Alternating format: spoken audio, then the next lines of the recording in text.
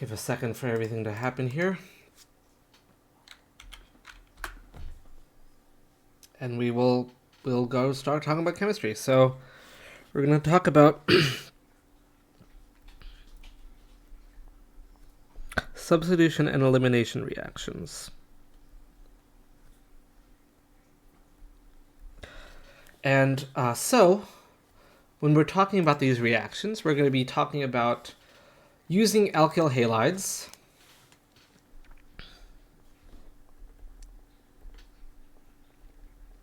so halogenated alkanes, and we're going to react them with a couple of options here. We're going to see that we can react them with a nucleophile,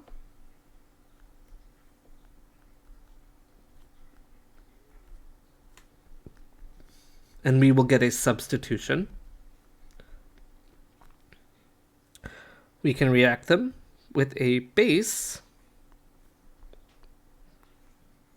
and we'll get elimination.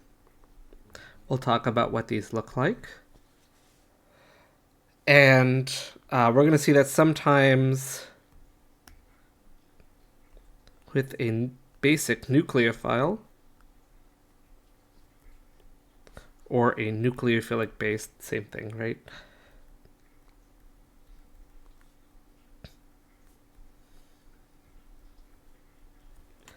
We're going to see that we'll end up with a mixture of products of both substitution and elimination. So we generally will avoid the purple scenario. You will have some labs on substitution reactions, on elimination reactions, and on competing reactions, which would be the purple case. And so with these, we're going to learn all of the different kind of pathways that we can do this. So how this might look... We're actually doing reactions. How fun. So what this might look like is we have an alkyl halide, like isopropyl bromide or 2-bromopropane. We can put it with a nucleophile, say Cn-, and what ends up happening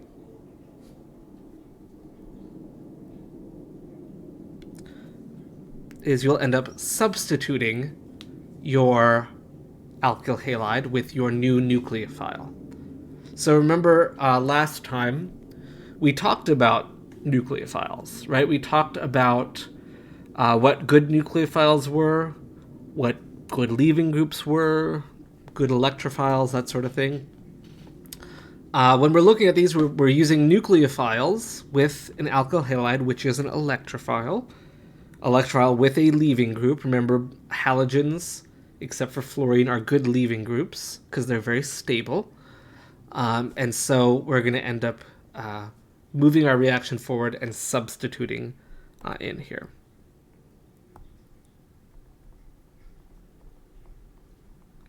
And if we want to see how the mechanism looks for these,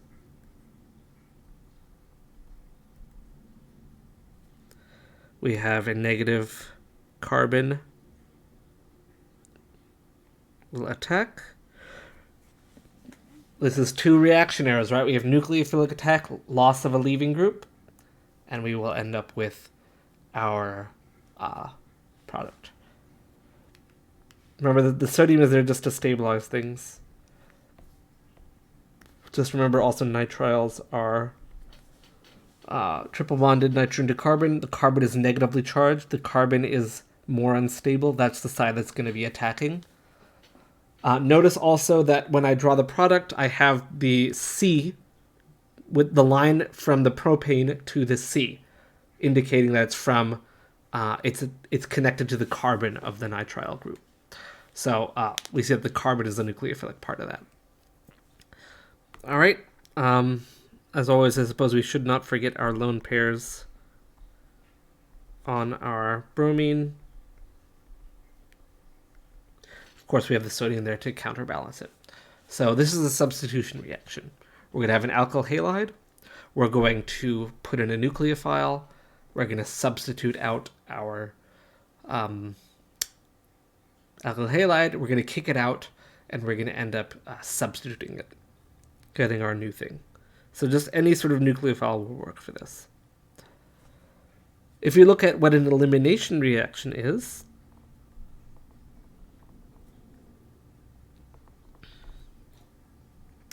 if we put this with a base, let's say sodium hydride, or H minus, just sodium hydride. Here, we'll do this.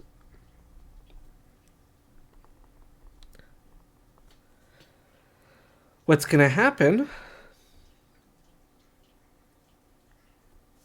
Oops, sorry, that should attack the H.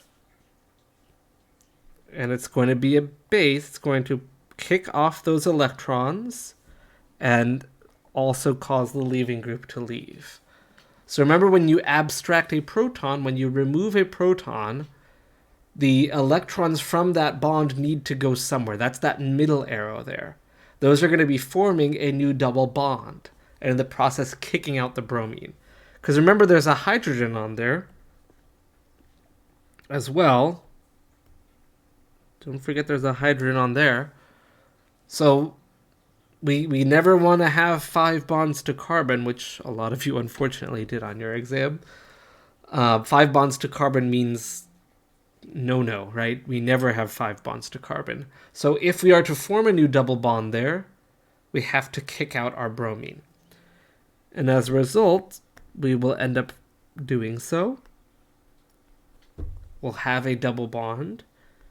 In this case, we're going to produce, looks like sodium bromide again.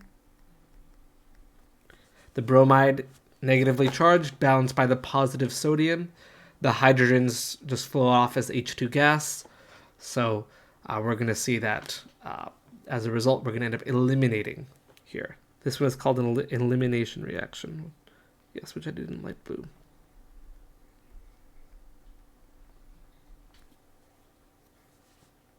So bases will end up being able to eliminate a hydrogen and your leaving group, producing an alkene.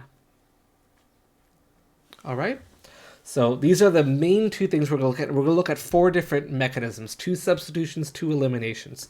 And we're going to kind of look at conditions for each of these things. If we end up using a nucleophilic base, by the way, we'll end up with a mix of products. So we have to consider whether our nucleophile is also basic.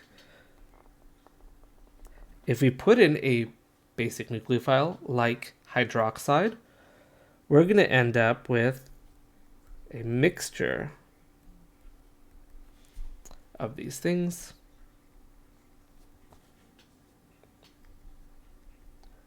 We're going to get both elimination and substitution to happen if we do this. So we'll end up with a mix of products, which in OChem is generally not a good idea because it's just extra work for us. So this OH has 2 options.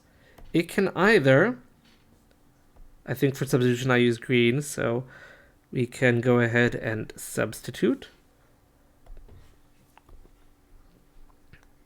Or, because it's also a base, we run the risk of also eliminating.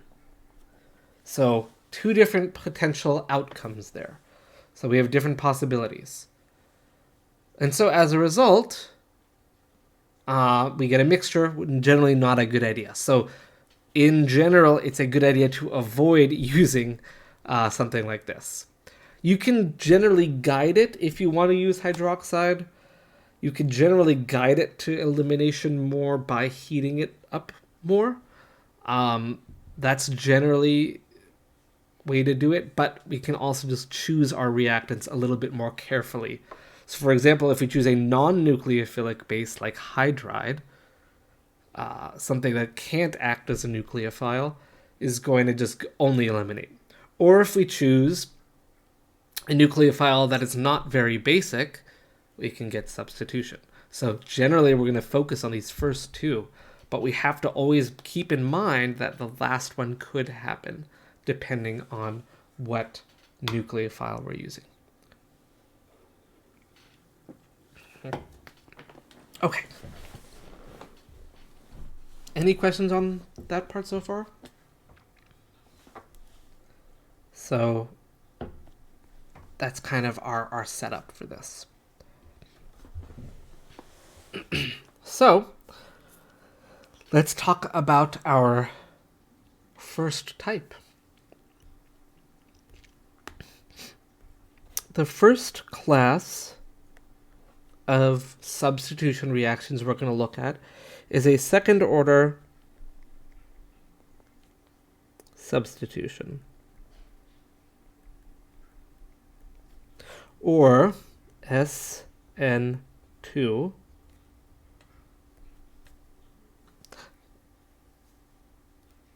I'm going to go ahead and change this slightly.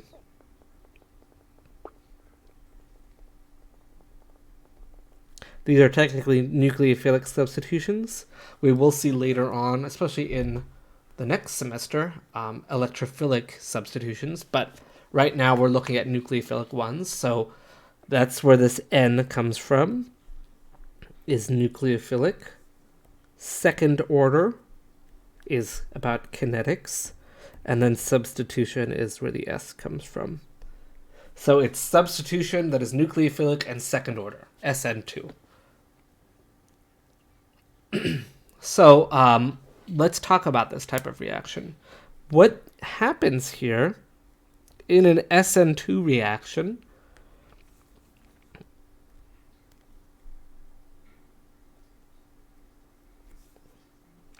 what nucleophile shall we use? How about we use... Why don't we use a sulfur? Why not?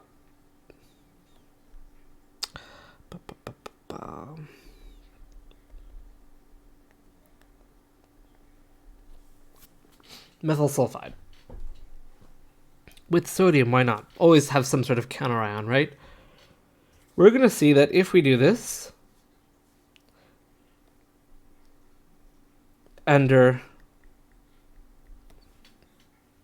with the correct solvent, we're going to see that solvent effects do matter here. This is what ends up happening in our reaction.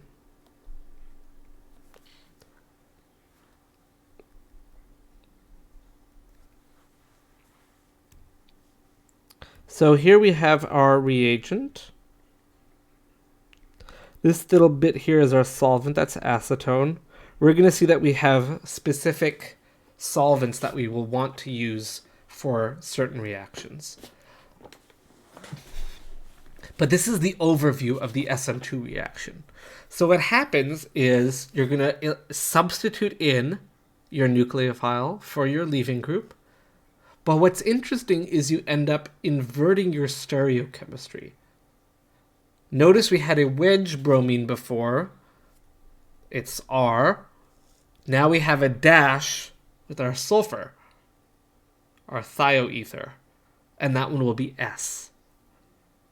So we went from R to bromobutane to R, I suppose. Though we could just say R because there's only one.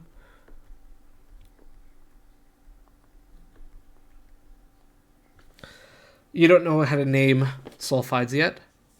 Yes, that's why it's there, Shane. The solvent is important because we're going to see that the characteristics of the solvent will help you choose a pathway for your reaction. We're going to see there's two different substitutions that work in different ways, and sometimes you can get different products with them, and your solvent will help you make the choice of to what's happening. So, absolutely yes. And so, of course, with any sort of reaction, these are happening in solution, so we need a solvent. So we're going to see the solvent choice will be important for these.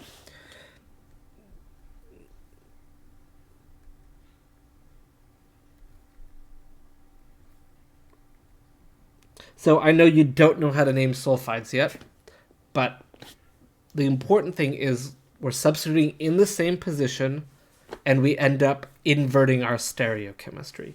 So what's happening here in this reaction In an Sn2 reaction,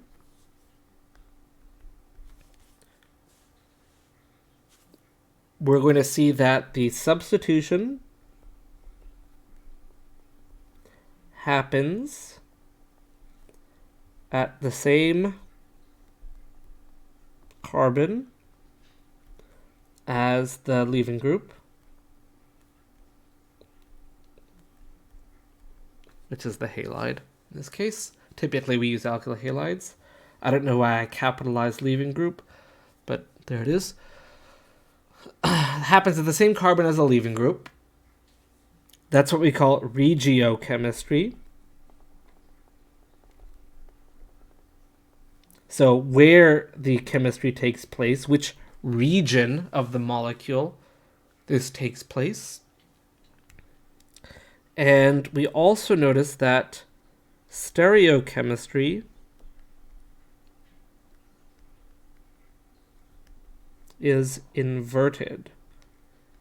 So with all of the reactions that we talk about in OChem, it's important that we keep in mind our regiochemistry, so where the thing is taking place, where the reaction is taking place, as well as what the stereochemistry, which enantiomer do we get? Do we get a racemic mixture? We always are going to keep in mind our regiochemistry and our stereochemistry for every reaction.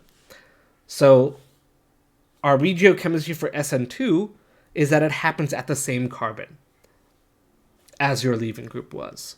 So that's the region that gets affected by an Sn2 reaction. And the stereochemistry of it is inverted. So we started with an R alkyl halide, we end up with an S thioether. We could have used any nucleophile we wanted, right? We could have used cyanide as our nucleophile as we did before. We could use really any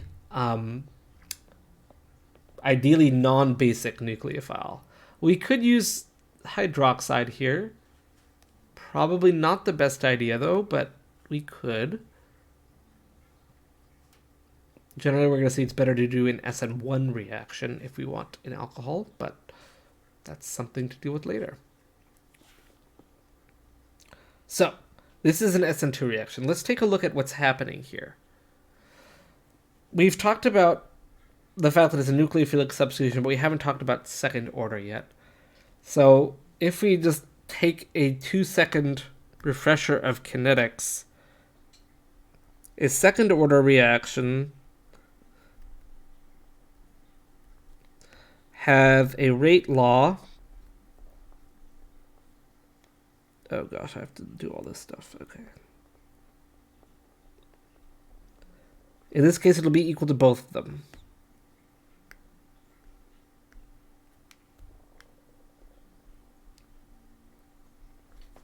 So both of our reactants. This tells us, do you remember when we talked about kinetics? I mean, the answer already there is no, but when we talked about mechanisms in kinetics and what they tell us, having a rate law like this that has both reactants as part of it tells us this is a one-step reaction probably, or it's all going to just happen in one step. So for those of you who didn't take 113, Chapter 6 does have some information about kinetics. You may want to look at it, but suffice it to say, you don't need to, we're not going to calculate anything like this, but what this means for us, what this means is that the mechanism is concerted. Concerted means one step, or all at once. So everything in this reaction happens at the same time. More reading indeed. So honestly, I don't care if you know the kinetics. What I want you to understand is that an SN2 reaction happens in one step. We're going to see an SN1 reaction, which is what we'll study later, happens in 2 steps. And those 2 steps will make the difference in your regio and stereochemistry. So you don't need to know kinetics. What you need to know is that the mechanism is concerted for an Sn2 reaction. So everything happens in one step. Okay? So all at once. All right, let's take a look at what this looks like. Actually, I wonder if... Let me just check the Googs real quick. Wow, I'm so out of it. I just typed Google into my search bar. Wow, am I getting old? Yikes. I'm going to show you what it looks like with good images before I attempt to draw them myself. Okay, here we go. Oh, how fun. It's actually using similar things that we have here. So let's pop over to Google real quick. Okay, so let's look at this, what's happening here. So in an Sn2 reaction, what's going to happen is our nucleophile, in this case, this reaction here is using the cyanide as a leaving group, or not as a leaving group, as your nucleophile, and we're going to be attacking this alkyl halide with the bromine. And what happens here is a transition state will form where a bond is forming in between the nitrile, the cyanide, and carbon-2, and the bond between carbon-2 and bromine is breaking at the same time. It's one step, so these things happen together. All right? As they're happening, the cyanide gets closer and closer and closer, and the bromine gets kicked out. It's also important to note that the cyanide is attacking from the opposite side that the bromine was on. The bromine was on the right side of this molecule, and we attacked from the left. We call this backside attack. We're attacking from behind the molecule, if we want to think about it that way, and we're going to kick out our leaving group. So this, yes, this carbon nucleophile is pushing the bromine out. Absolutely. That's what's happening here. Because carbon-2 there is the one that's going to make the choice. It's going to be like, okay, well, I'm partially positive.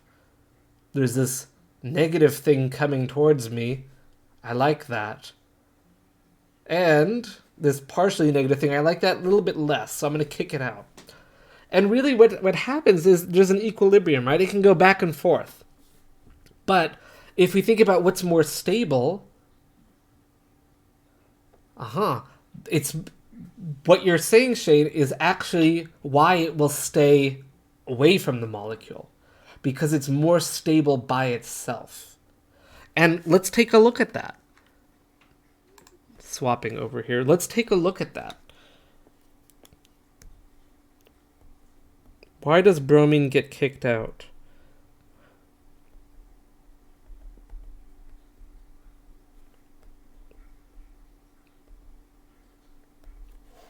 Let's compare these two. Or we can compare something else, one that we're more familiar with.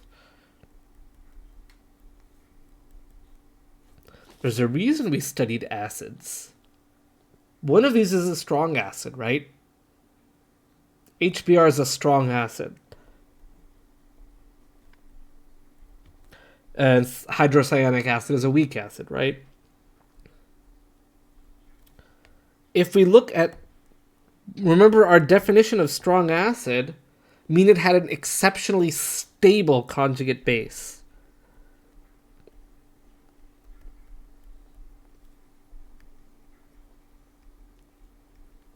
So if we're at at that transition state where it's that carbon is deciding, okay, am I going to let go of this cyanide or am I going to let go of this bromide?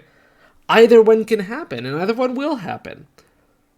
But because the bromide is more stable by itself, statistically, as these things are in equilibrium, as they're going back and forth, the bromine being more stable means it's less likely to go back and attack again.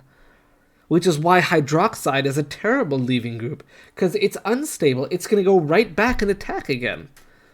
So that's the reason that the bromine is a leaving group, is because it's more stable by itself. And you're absolutely right in pointing out it's electronegative and large. It's got both things working for it. So iodine is a fantastic leaving group because it's huge and it's still electronegative. So we're going to see our halogens are all very good leaving groups. And they're leaving groups because they're very stable once they're gone. And so that's the reason. Does that make sense, Shane, as to why that's happening? So the more stable your leaving group is, the more likely it is to get kicked out. Cool. So that's what we're looking for here. All right, so I'm gonna attempt to redraw this on the notes so that we have it. I'm gonna use the same ones. Silicon, like silicon as a leaving group or as a nucleophile. Honestly, it's probably a much better nucleophile than it would be a leaving group. I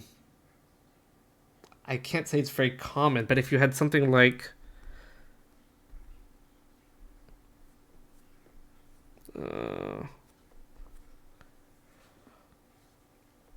something like this. Poor silicon has... It's very sad. Oh, don't compare carbon. The carbon doesn't matter. We're comparing the... Oh, I see, because cyanide has carbon? Is that where you're going with that?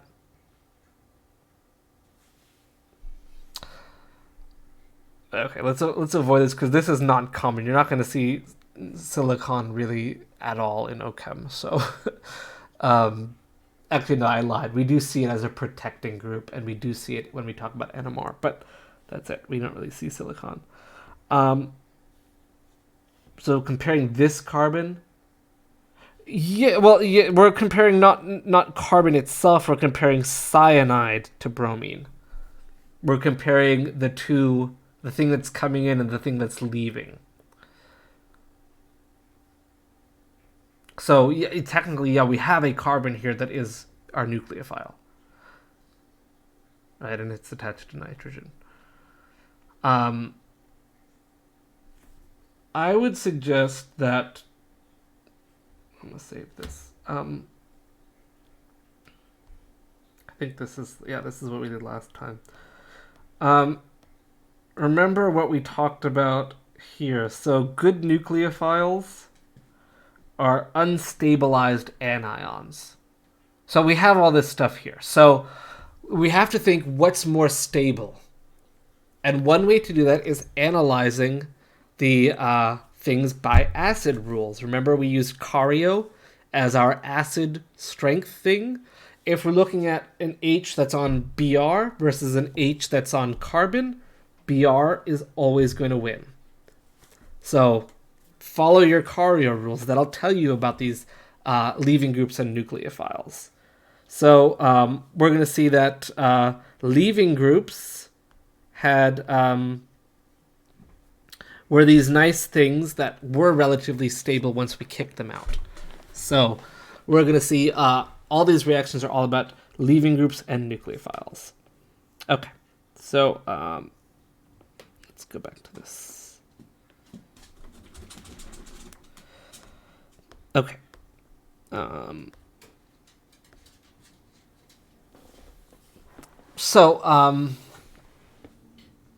Yes, we like, so bromide is a nucleophile. It's just not as good of a nucleophile as cyanide is, because cyanide is less stable than bromide is.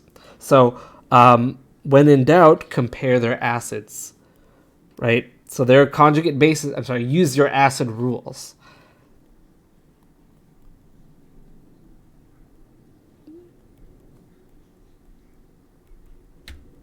Cario will tell you these things. So hydrogen on bromine, hydrogen on carbon.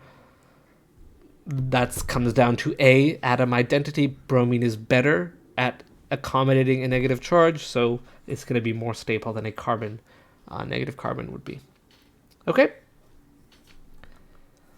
So, yes. Good. So, what else do we need to do with an SN2 reaction? Oh, I was going to draw the thing here. So, if we have our bromine,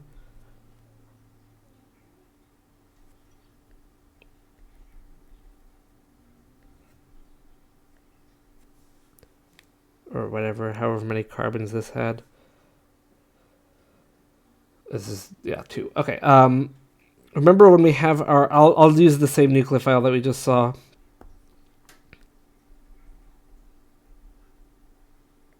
Oops, my lone pairs are not quite right. Remember, as this is coming in, it's coming in from the opposite side of the bromine, right? What happens in the transition state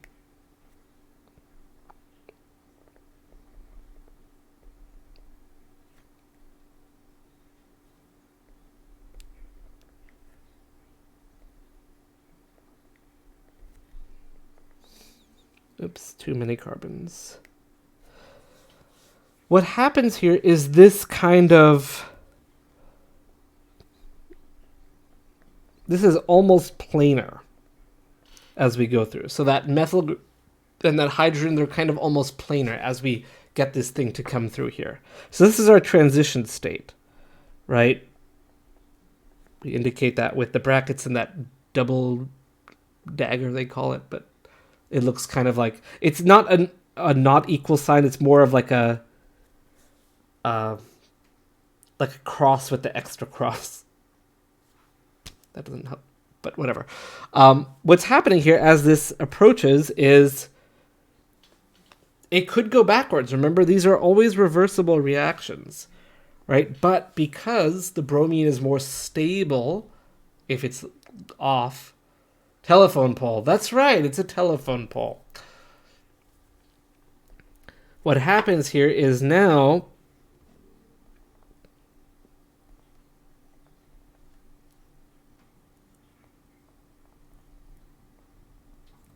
is we end up getting the opposite of what we had before.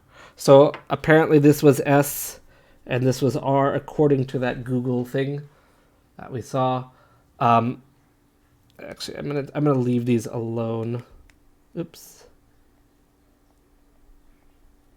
I'm gonna leave our methyl group behind.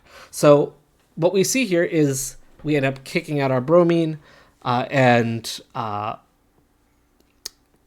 we will invert the stereochemistry as we go through this. So it's kind of like an umbrella flipping upside down, right, or inside out, or however, you know what I'm talking about, where you have a normal umbrella, and then whoop, it goes the other way. That's what's happening here. So imagine you have the inside out umbrella. Your inside out umbrella is here. What happens is your nucleophile comes in from behind and now knocks your umbrella back into the normal way. And I guess it breaks your handle, but that's what's happening here. So you end up kicking out your handle, and you end up getting it like that. So you end up coming in from the backside to the inside-out umbrella, and once you finish the reaction, you end up with a normal umbrella. So everything that was pointing backwards is now pointing forwards. I don't know if that helps this analogy at all. Whatever, I'm going to just put the rest of the molecule there. So stereochemistry gets inverted. That's the important part. So if you were on a wedge, now you're on a dash. If you were on a dash, you're now on a wedge. So that's the important part here. So through this mechanism, this one-step mechanism, we completely kick out our leaving group, we insert our nucleophile, we invert our stereochemistry. The end.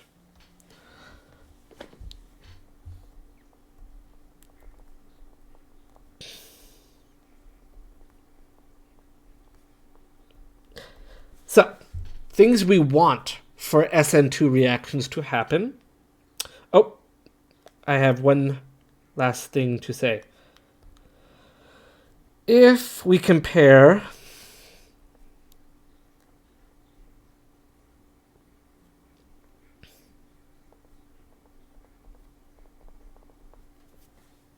this disgusting molecule versus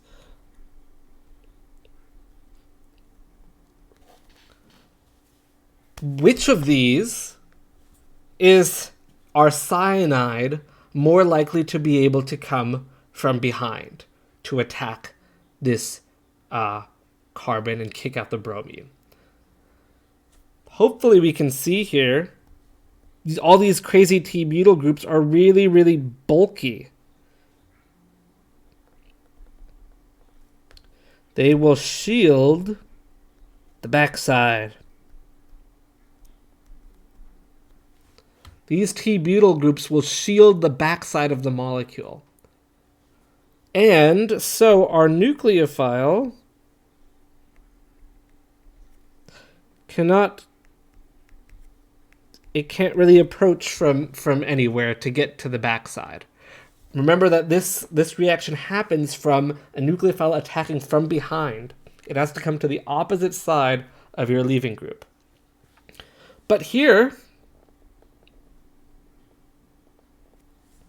no problem. Hydrogens aren't very good at blocking anything. So we're going to see that sterics are also important.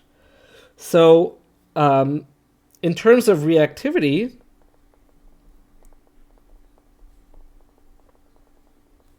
toward Sn2 reactions, we're going to see that methyl halides are more reactive than primary alkyl halides, which are better than secondary, which are much better than tertiary alkyl halides. So this means, what I mean by this is a halogen on a primary carbon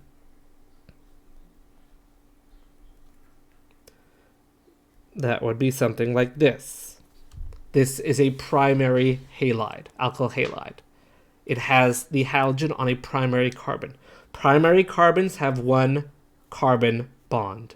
The others are all something else. So this carbon here is primary because it only has one bond to carbon. It has two hydrogens and a bromine. So in terms of how many carbons, it has one carbon on it.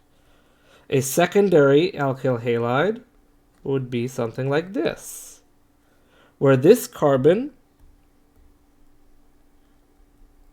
has got a bromine, a hydrogen, and two carbons. Carbons are going to be blocking groups. They are bulky. They are going to prevent us from being able to get to the backside. And then a tertiary one would have all these carbon-based groups where it has no hydrogens at all. And so we're going to see that, in fact, tertiary ones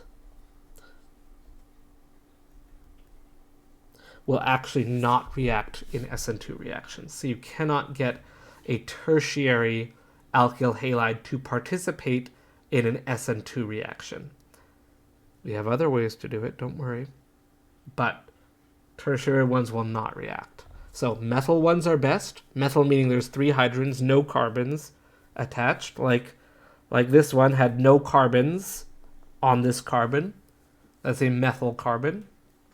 So our nucleophile will have a very easy time attacking it. The more carbons we put on, the harder it is to attack because of steric hindrance. So the more carbons means it's bulkier. So, oops.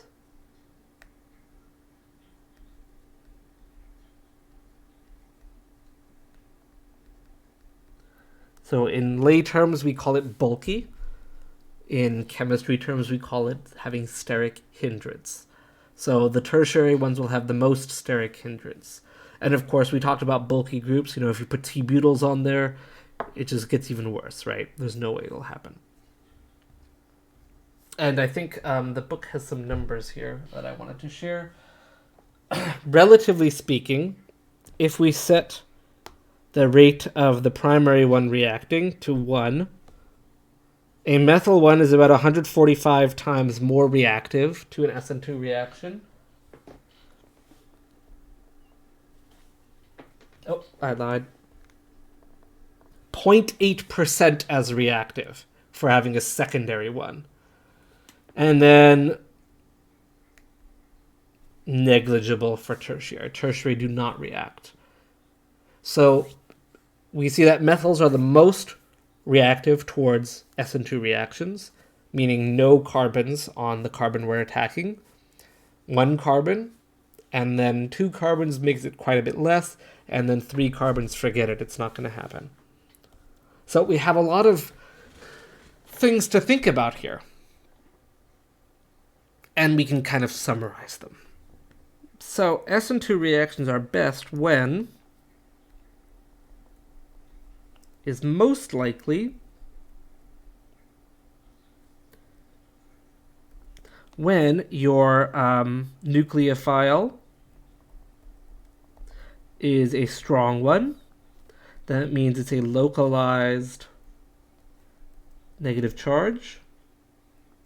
So you want a good nucleophile. Your substrate, or your electrophile, or your alkyl halide, you want it to be methyl, primary, or secondary. That's kind of the rules here. So you want one of those 3, and they're written in the best order for it. So methyl ones are best, followed by primary, followed by secondary. Tertiary does not happen. With tertiary, you have no reaction that takes place. What else do we want here? Solvent should be a polar aprotic solvent. Aprotic means it does not have any acidic protons on it.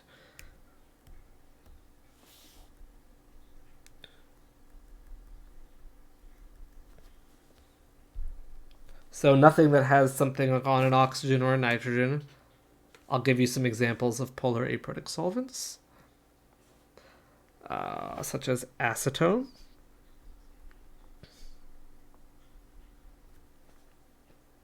That's a good solvent for this. Acetonitrile.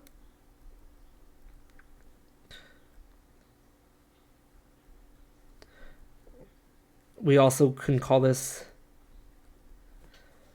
meson. So it's a methyl group with a nitrile. I'm sorry. Nitromethane would be another one.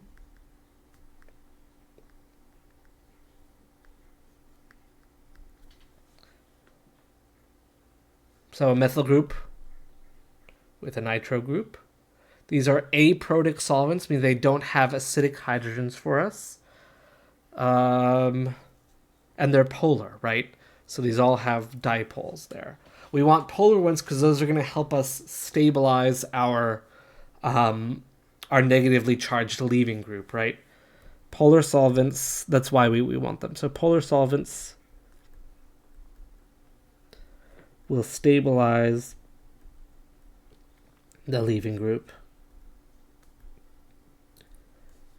which is charged, right?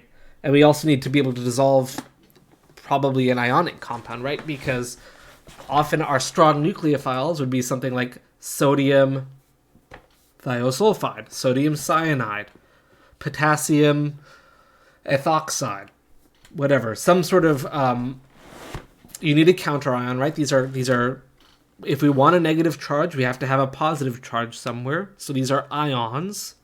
So a polar solvent will help us dissolve that. We can't have it protic, though, because protic solvents then run the risk of us accidentally doing acid-base reactions. So we don't want those to happen. So we use solvents that don't have protons, acidic protons on them. So we're going to see that aprotic solvents are very important for us. So these are a few polar aprotic solvents. Another one, ethyl acetate, I suppose. That's a little less polar, but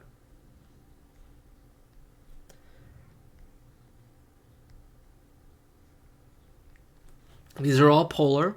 Hopefully we can see that. They all have something that's going to be withdrawing electron density, so they have dipoles. So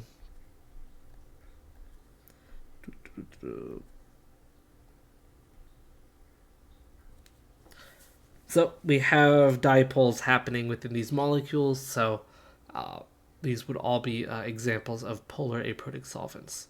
There are other ones, but a lot of other ones may interfere. Like if we use dichloromethane, that's actually a pretty good substrate for an Sn2 reaction, so we don't want to do that. So when choosing our solvent, honestly stick with acetone or acetonitrile every time. You're not going to go wrong. So one of those two, go ahead and use it as your solvent of standard solvent. You can use the same solvent for every reaction. If I'm asking you for reaction conditions, just choose one you like. There's not really... I mean, there may be some slight practical things, but that's okay. In the lab, that makes a difference if we need a certain temperature or whatever. But these are pretty standard. You can use any of them.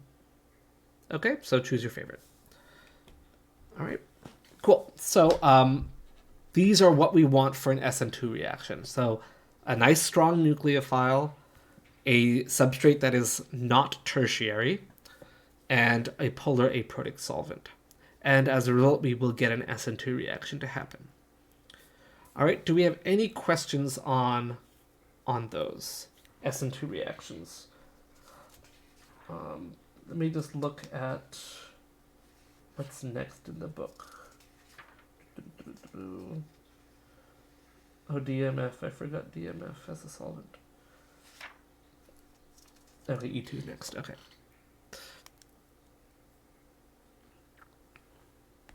I'll give you a couple more solvents.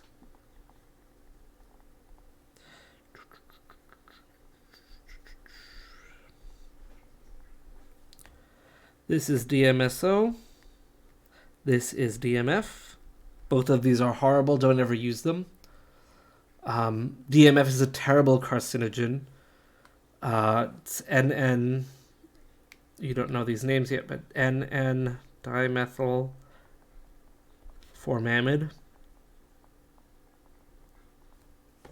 is DMF, dimethyl formamide. I guess there's no other places for the N's to go, or for the methyls to go, but they're on the nitrogen. This is dimethyl sulfoxide. And that's an interesting solvent. So this one, DMSO, has very bizarre properties. It is probably the most polar solvent, though. It's extremely polar. It's also a pain in the ass because it boils at like 160 degrees Celsius, so you really have to heat the crap out of it to get it to go away. But interesting biological effects. If you have something on your skin and you get a splash of DMSO on that area, the DMSO will actually go through your skin into your bloodstream, and it will carry along whatever is on your hands with it. It's incredibly dangerous for this purpose, because if you have something bad on your skin that you don't want to be brought inside, chemically speaking, DMSO would probably destroy the cells. So it's going to drag stuff into your skin. Not a good thing. However, it can be a good thing, because if you have something like a topical ointment, like a cream or something that you want to get absorbed into your skin, DMSO can help with that. But you have to make sure that the skin is very clean, that you're not bringing in anything that you don't want. And what's also interesting is if you get DMSO on your skin and it gets absorbed, you taste garlic, of all things. You will experience this sensation of having a garlicky flavor in your mouth if your skin absorbs DMSO. So it's interesting. I actually don't know why, but I just know that it happens. Let's see.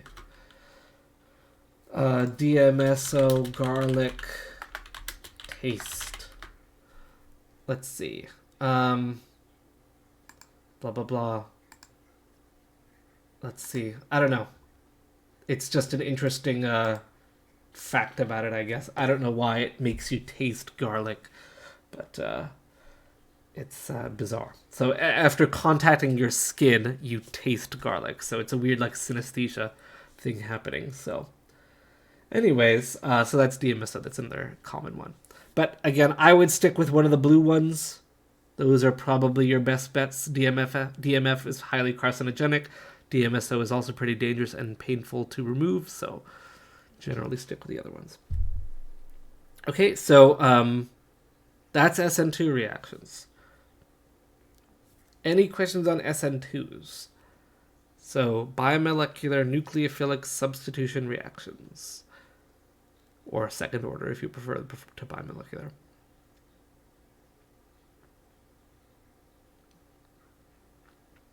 Alrighty.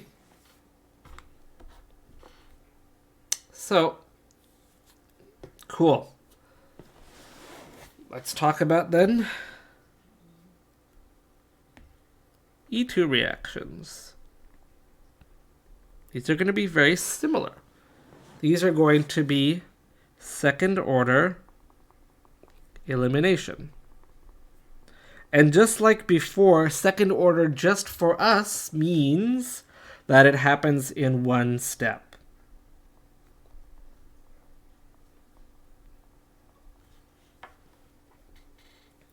All right, and so when we're talking about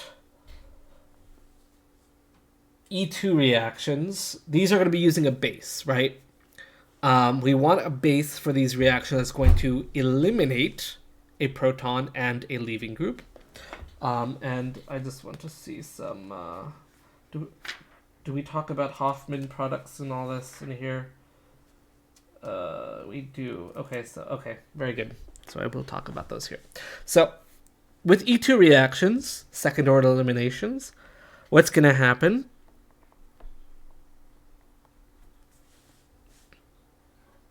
Here's our happy dandy substrate. What happens is our base, which I'm just going to put B minus because why not? Oh, I'm sorry. I always use my arrows. Actually, and I'm going to draw it specially this time. I'm going to draw my H down here. And we're going to see that that will be important for this type of reaction. So our base will change colors. Our base, here we go, eliminates in a very specific pattern that we're going to see. We end up getting an alkene. Plus we get our Br minus and our protonated base, whatever that happens to be. B is base, not boron. And we're going to see how this works.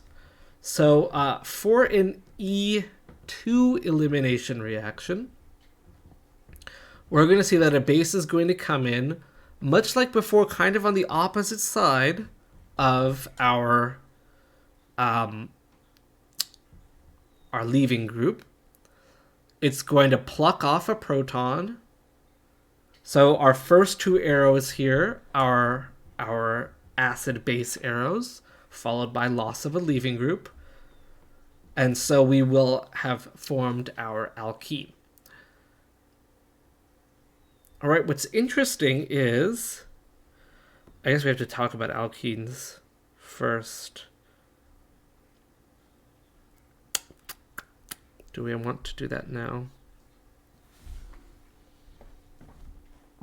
No, we'll just leave it as is for now. Okay, so what's going to happen here is you are going to eliminate your proton and your leaving group. With these reactions, the eliminated proton must be, here's the word of the day, anti-periplanar to the leaving group.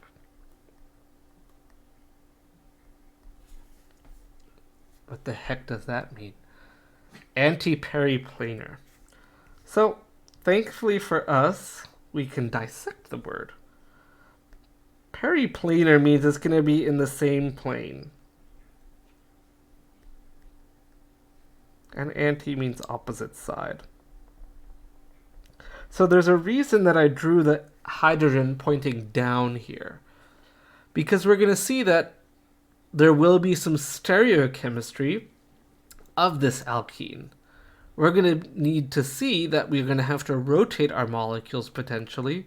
We may even do some Newman conformation or Newman projections to make sure that we get a proton that is anti-periplanar.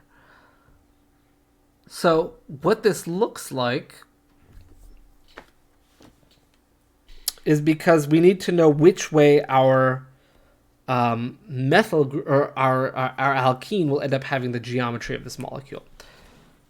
That aside, we'll look at that. So if we just start with this basic molecule, this bromopropane, if we go ahead and do a Newman projection of it, I'm going to redraw it down here. You know, let's up the ante. Can we make it a little bit more? We're going to use bromo or this that's fine. Let's do this one. Let's do this molecule.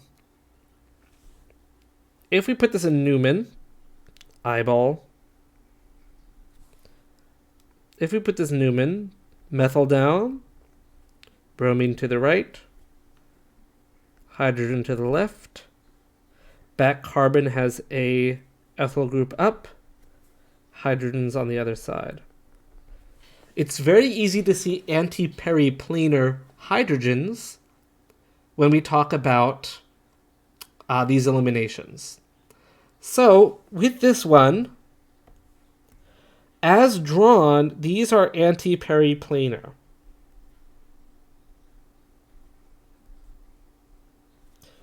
Suffice it to say, that's the same as anti, as we talked about anti-staggered. Remember we talked about anti-staggered when we talked about Newman projections? It was when we had our bulkiest groups the opposite.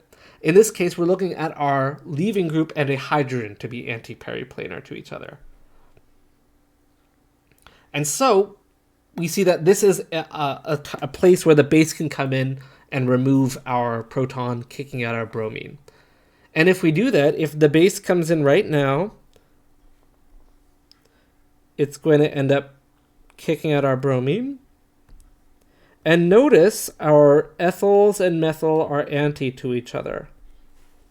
And so in our product, we're going to have them on opposite sides. Oops. How many carbons is this thing? 4 carbons only? 1, 2, 3. Oh, because duh, we have it here.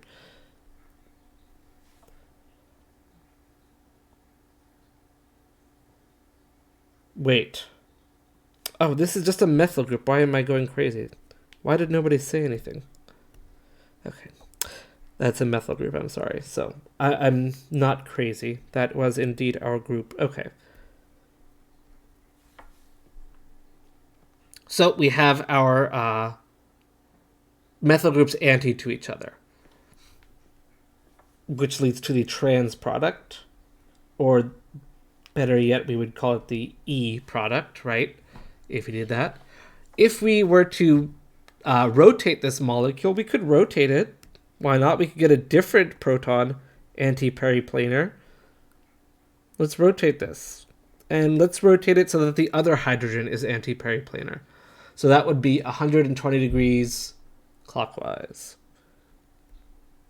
Back carbon 120 degrees clockwise, which apparently a lot of you had difficulty doing, reading the directions. If we do that, if we rotate our back carbon, I'm going to keep the front carbon the same.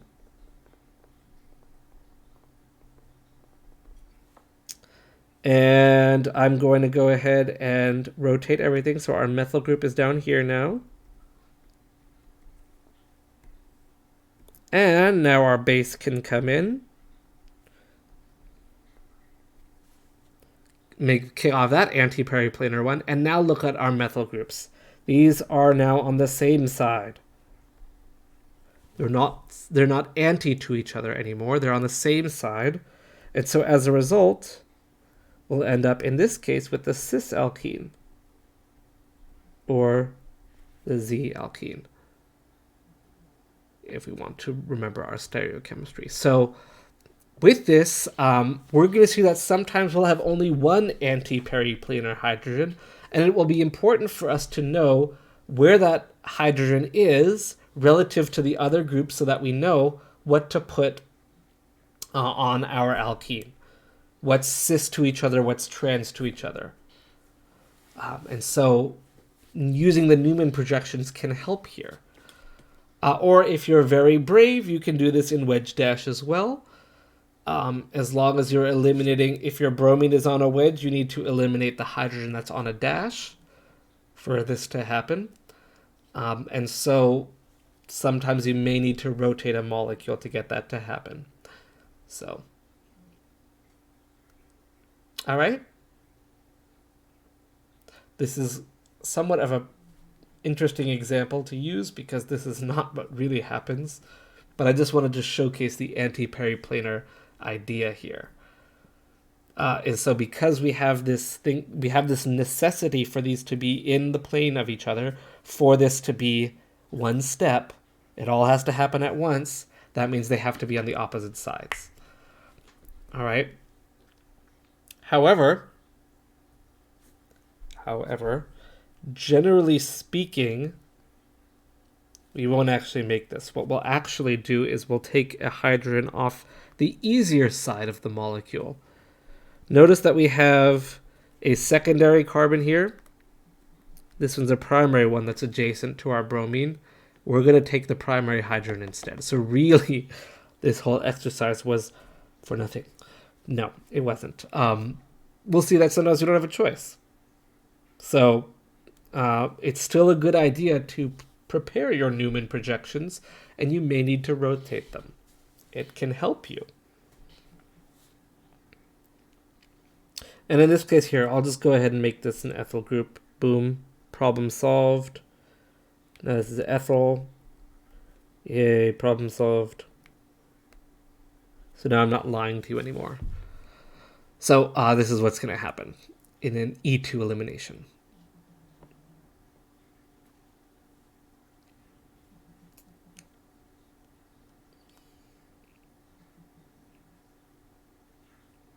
All right.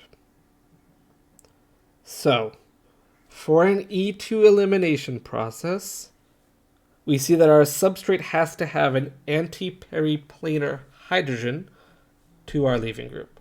So we have to have a hydrogen nearby. If we tried to do something like this,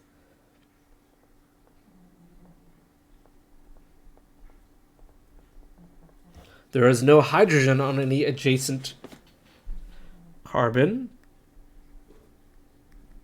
No reaction will take place. We have no hydrogens. What do we do? No hydrogens on the adjacent carbons.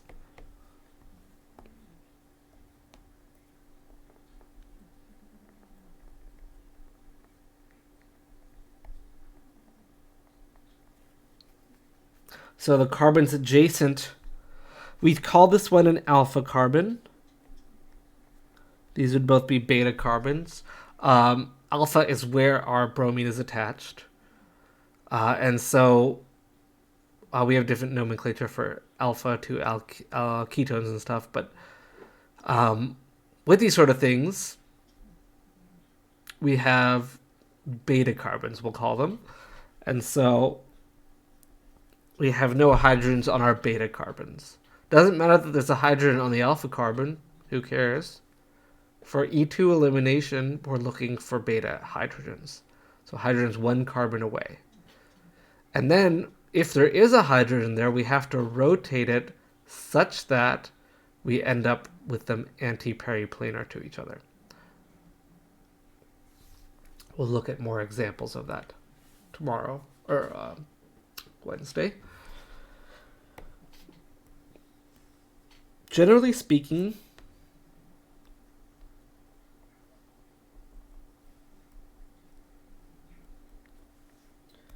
we have a couple of things that we want to keep in mind for an E2 reaction. For the base, although we have not looked at this quite yet, I'm still going to just summarize it for you. Typically for second order elimination, you want a bulky base.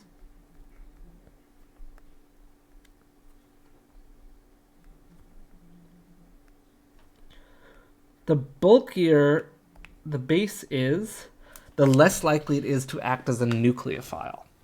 And so if you want this to proceed in an elimination pathway, meaning you want to end up with an alkene instead of substituting your alkyl halide, you want to put in a bulky base, because bulky bases are not nucleophilic. Examples of bulky bases: triethylamine,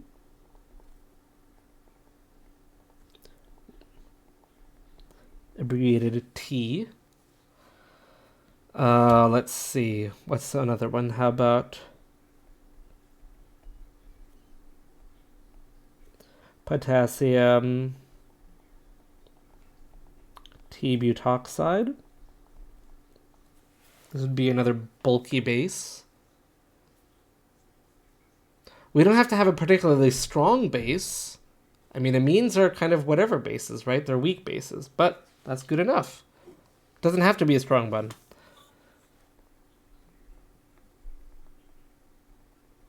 You can have a weak base for this. That's totally cool.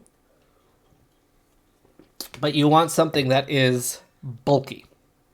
Otherwise, you'll have substitution competing with these. And so typically you want a bulky base. That's going to guide this a little bit better. Let's see, how about another one?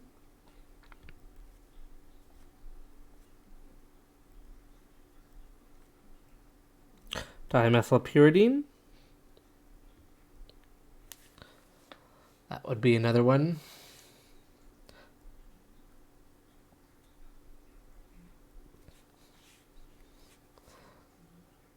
We don't really have an abbreviation for dimethylpyridine, but that would be another one. You could make those isopropyl groups instead, something bulky. So these bases are big. They have a lot of steric hindrance to them. So they can really only come in from one way, which makes them less likely to be nucleophiles. And because they're so bulky, it's going to be very hard.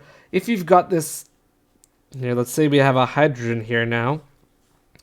If you have a T-butoxide, there's no way that T-butoxide is going to come around the other side to attack the alpha carbon, resulting in substitution. No way. It can't. So bulky bases will allow us to abstract our protons and eliminate our things. So, okay, I'm going to erase that because I already wrote there's no beta hydrogens. So we have bulky bases there. The substrate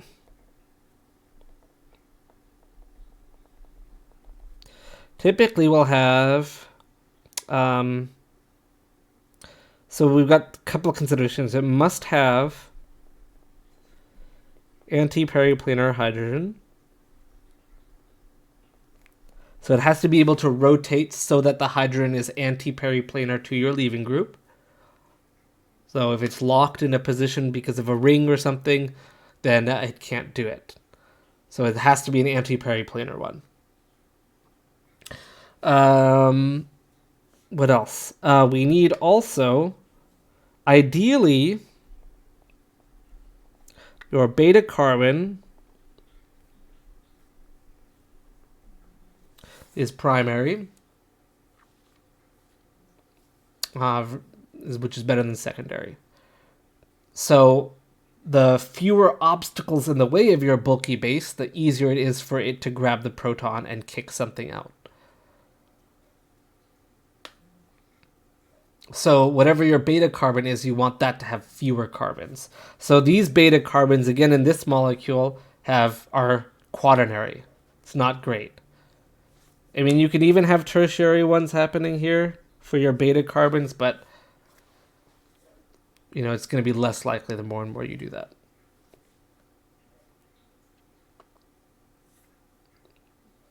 All right, and then the solvent,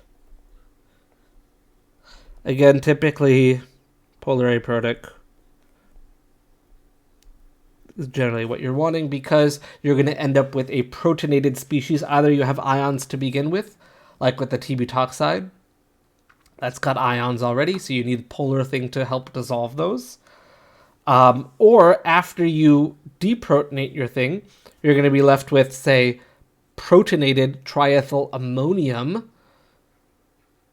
That's going to be stabilized by having a polar solvent. And again, you want it aprotic, because if you have a protic solvent, it'll probably just react with your base. So if you have ethanol or something, you'll probably just have the t-butoxide go and steal the proton from ethanol instead. Because remember, carbon to hydrogen is a weaker acid than oxygen to hydrogen. Hydrogen bound to oxygen is much easier to take away, so you need an aprotic solvent here as well. So just like before, so acetone, acetonitrile, those sorts of things are your best bets for these. All right. And then the product, by the way, what we're going to see, because your substrate, ideally the beta carbon is primary, because your base is bulky, we're going to get what's called the Hoffman product.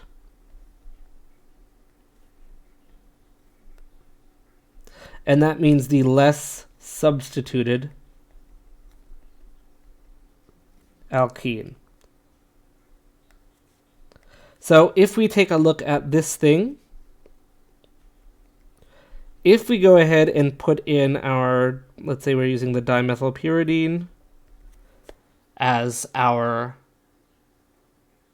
base, and we're using acetone as our solvent, why not? If we do this, often a little bit of heat will help. Heat helps these reactants. We have many options here. We have the green hydrogens, and we have the blue hydrogens. All of these can be rotated such that they are anti-periplanar to the bromine. Remember, we just need a hydrogen on a dash if our bromine is on a wedge.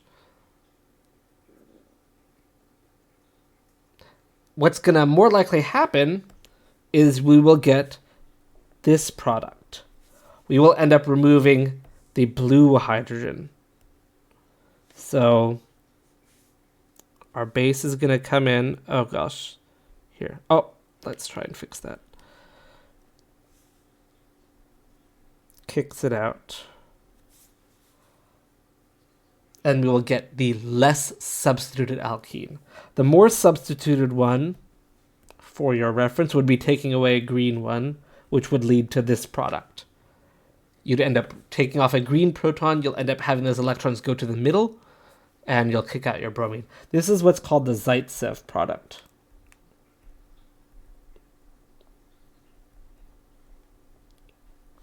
That's not what we get in E2.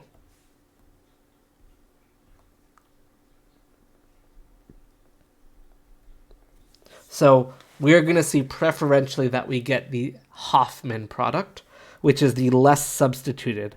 We see our alkene here. Oops. This alkene has one carbon on it. This alkene